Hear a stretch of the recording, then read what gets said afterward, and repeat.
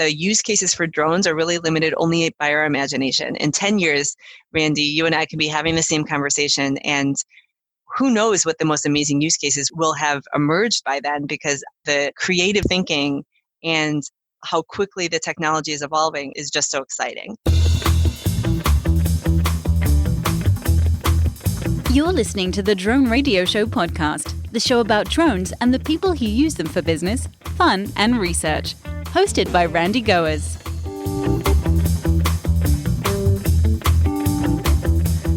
Hello, everyone. This is Randy Goers, and welcome to the Drone Radio Show podcast, episode 275. What do entrepreneurs in the drone industry need to know?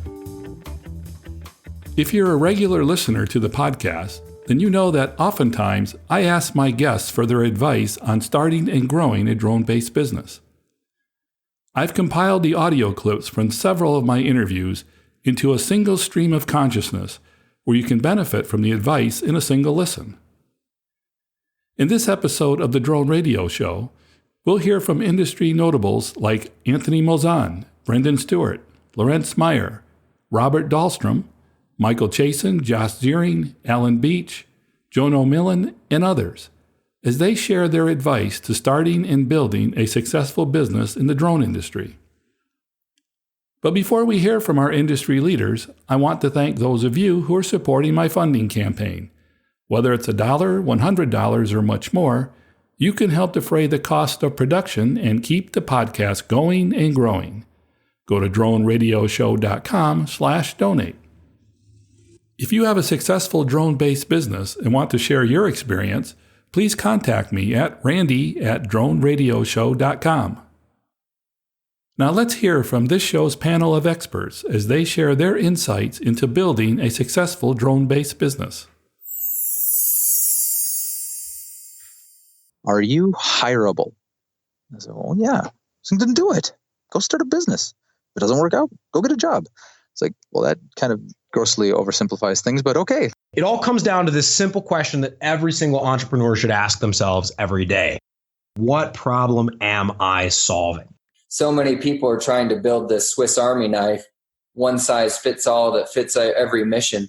And the aviation market is just not designed that way. It's a very energy intensive and energy critical situation. You really have to design an aircraft that's suited for the mission that you're trying to fulfill. To not reinvent the wheel. Look around what is already available. Look around what you can leverage in terms of components, in terms of software, in terms of technology. Leverage existing solutions, existing technologies, and think about what the end user actually really wants. Think of the really simple things that you can do to create value for your customer. Don't put technology first. Focus on sales. Figure out a way to sell your stuff, whatever the hell it is. Just sell relentlessly and figure out a process by which you could scale sales quickly, and don't stop. Because at the end of the day, if you want to raise money, you'll do that if you have sales. And if you have revenue, you won't go bankrupt. So sales is kind of the solution to all of your business woes.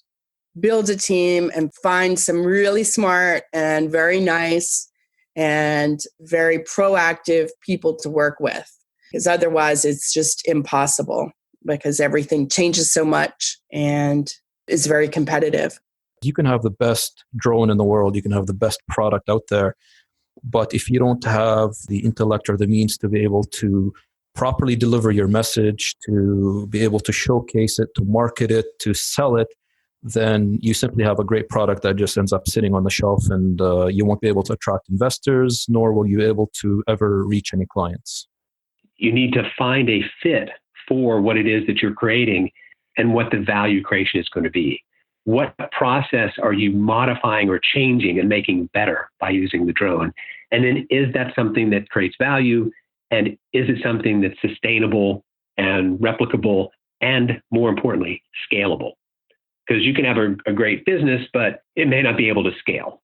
And if it doesn't scale or doesn't expand, it's going to be very difficult to get funding, and it's going to be very difficult to expand it beyond anything other than a lifestyle business. And I think that choosing the right investors is crucial.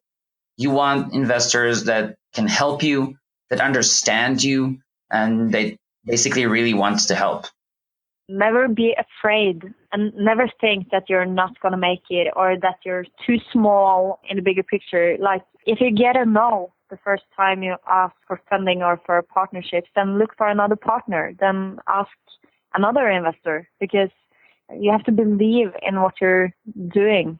And then I think that's really visible. That's easy to see for everyone around you. You're actually putting everything into this, and you're not going to give up just because you meet one door. Make sure you start something you're passionate about, because being an entrepreneur and starting your own company, it's not a 9-to-5 job. It's a 24-hour day job, 7 days a week, 365 days a year. So if you're going to be doing something that much, it better be something you love. And what's so great about the drone industry is the people in it are just that. They love drones. They love leading edge technology. You know, they're passionate about this industry and what they do. And that, I think, is showing that in the creativity around the companies that are being created in this space. We were in a pitch meeting. John and I are showing them all these metrics and the great traction we're having. And he's eating his lunch after he kept us waiting for like a half hour. And he's eating his lunch and he goes, all right, okay. He goes, but at the end of the day, you're just two guys and a website. And I just remember sitting there thinking, even if you broke out the checkbook now, I wouldn't take your money, because how many projects start out as two guys and a website? You know, at first it was a little disheartening, but when you do it over and over and over, and you understand that your value proposition is worth it and that you're building something really special, you don't worry about the people that say you're just two guys on a website. They're going to miss out, and it's a shame that they did. Having the confidence to be able to say that I spend more time thinking about my company than any of these other people do, that's really helpful to try and balance their feedback, is by thinking, well, how much time have they spent thinking about this, and how much experience they have in this space. The other thing that we found really helpful was just being humble. And when somebody asks you a question, do you know how to answer that? And are you proud of your answer? Do you have belief and faith in your answer? And if you have questions, then take the time, go back and think through those answers. But if you're sure about it, then that's a good signal that it's okay, move on. You don't have to, not everyone's going to believe. It has to be something that you believe in, that's fun for you and exciting, and that you want to do, and that you're going to do regardless of what somebody says. You're just going to make it happen, come hell or high water, come funding or no funding. This is important to you. This is something you believe the world needs. Go out there, build the business, and do it. What really matters is, I think, being true to yourself. I know this is a very generic, non-drone advice, but rather, I think, being true to yourself and what you build. I think being as transparent as possible with everybody you deal with while you build something with a team, because again, in the end, team is really your product. And yeah, there's a lot of noise out there that I see. So I think eliminating the noise is one thing, but in the end, it's all about being true to yourself while you're building something. People will give you tons of ideas to change this and to change that. And, you need to listen, but eventually it's your decision, it's your company, and you need to build it according to your vision. There's a lot of companies that start off this process with asking about what it means for them to form a drone program. And that's not always the right question to be asking. Typically, a better question to ask at the beginning of that process is, what kind of business objectives am I trying to solve? While many people see hours and they see liability, these companies are seeing ROI. They're seeing dollars. They're seeing, wow, we're working more efficiently. We have a new tool that lets us get more work done faster and safer. And they're not thinking about a drone program. They're thinking about the efficiencies that they're gaining from their existing workforce. It doesn't sell itself. It's a business. You need a plan. You need an approach. You might need some help. But once you figure it out, it's a really satisfying business to be in. It's a lot of fun. We've done more work that we enjoyed and actually got to bill for it than I can count. It's the best job I've ever had.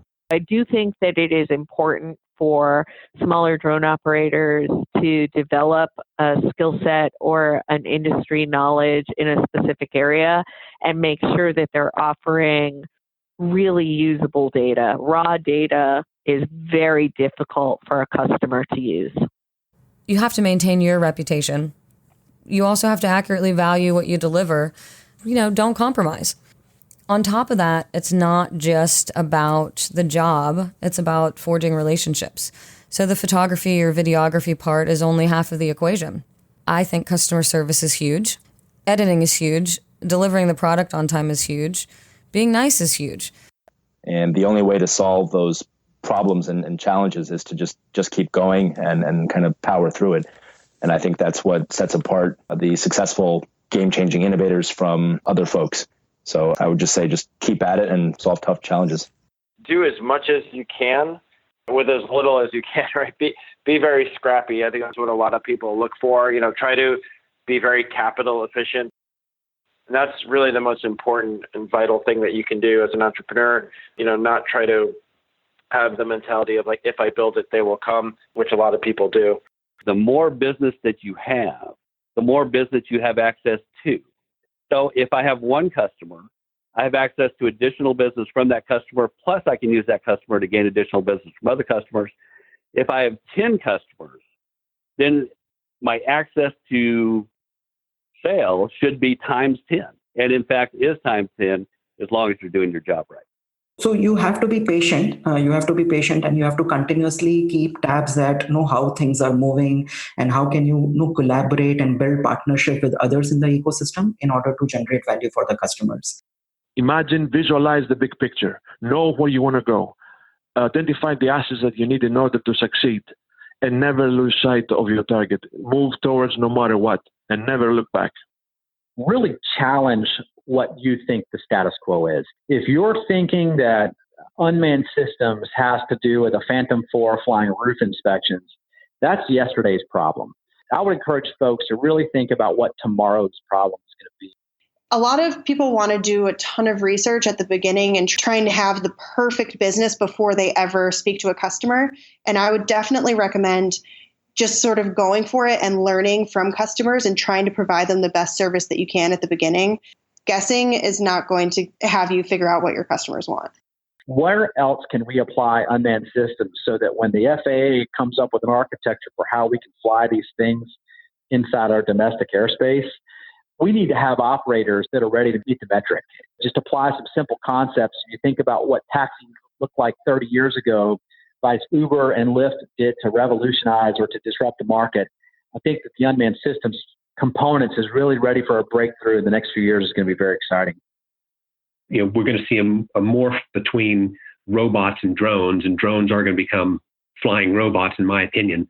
And they're going to be able to do amazing, incredible things that we've never dreamt of or thought of, because all of us are smarter than any one of us. And so once we realize that we have these platforms, these drones that can fly around and do things, we will come up with ideas that can be added to the drones that create value, economic value, societal value, things that make the world better.